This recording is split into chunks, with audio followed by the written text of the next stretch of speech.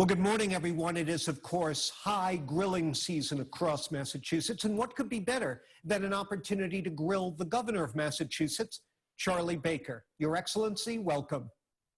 Thanks for that sterling introduction, John. My pleasure. No extra charge.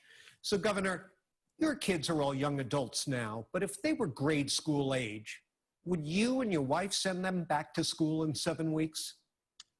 Well, frankly, a big part of the discussion we've had with pediatricians and with educators and folks in the public health world generally has been about this question about what's best for kids. And the overwhelming sentiment that came from the vast majority of the people we talked to, especially in the public health and the pediatric and medical world, was that there are many important issues associated with childhood development that come from physical presence in school.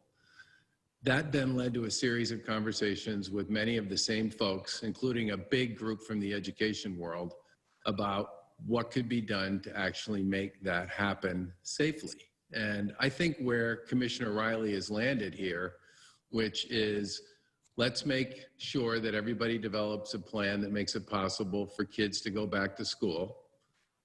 And in case some things happen, either in a particular school or a particular district or a particular region, have plans as well to present sort of a hybrid approach, and a remote approach is the right way to go. And in addition to that, we've put almost $900 million into the mix, mostly through Federal CARES Act money that can be used to support schools as they move forward in developing their plans. And I can tell you, as a father of 3, I thought a big part of what our kids got out of school was, in fact, the in-class, in-person activity that came with that.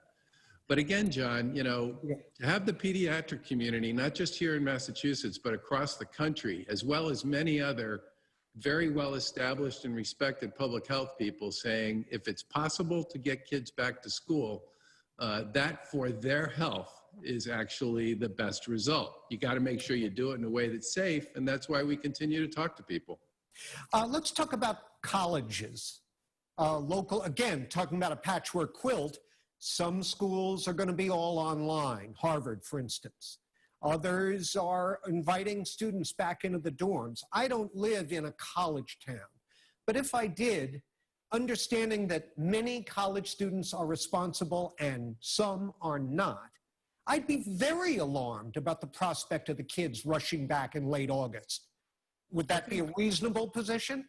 I think look, what we've tried to do here since the beginning of the reopening is to work with the public health folks and the affected entities or parties to come up with strategies, rules, guidance that needs to be abided by for people to move forward. And we have a big working group that has been working through many of the issues associated with college and higher ed. And we've seen, as a result of not just work that's been done here, but work that's being done in other parts of the world, colleges pursuing a variety of strategies with respect to how they want to handle this. And almost all of them are baking a testing protocol into the way they move forward on this. And I think I think at the end of the day, colleges are going to have to play by a set of rules that we're certainly going to develop that are going to be kind of the overarching protocols and guidance. And then they're going to have rules of their own that are going to be applied to the kids and to the faculty and to their administrators and staff as well. And people are going to be expected to comply with them. And I fully expect in many cases that's going to include a pretty sophisticated and ongoing testing regimen. Governor, to your knowledge, has anyone in Massachusetts been fined for not wearing a mask? I think the answer to that is people have certainly had, been ticketed on it, right? And that those tickets have fines attached to them. I don't know if anybody's actually collected against those tickets when they've been written, or it's been treated as sort of, here's your warning. Let's hope you don't do it again type thing. And that was part of the order that we put out on face coverings in public, and was something that local communities asked us to give them kind of a framework for dealing with this at the local level with. We have to take a break, but do you anticipate a time in the near future when that order regarding mask wearing will be lifted?